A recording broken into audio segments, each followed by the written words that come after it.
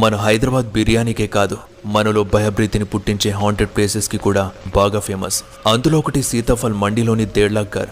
లక్షన్నర పెట్టి ఆ ఇంటిని లక్ష్మణ్ అనే వ్యక్తి ఎంతో ఇష్టంతో కట్టించాడు. అప్పట్లో ఆ అమౌంటే గొప్పవడంతో అక్కడి జనాలు దేళ్లక్కర్ అనే పేరుతో పిలుచుకునేవారు. పగలంతా ఆ ఇంటి ముందు నుండి తిరిగే జనాలు రాత్రైతే చాలు ఆ ఇంటి దరిదాపుల్లోకి వెళ్లాలంటేనే హడలిపోతారు.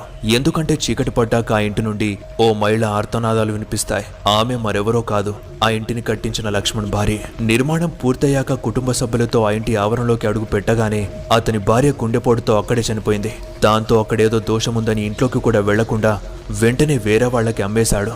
ఆ ఇంటిని కొన్న వ్యక్తి కొద్ది రోజులకే వింతగా ప్రవర్తిస్తూ ఆ ఇంట్లోనే శవమే కనిపించాడు. అతనే కాదు, ఆ ఇంట్లో ఉండాలనుకుని ప్రయత్నించిన ప్రతి కుటుంబంలోనూ ఎవరో ఒకరు చనిపోతూ వచ్చారు.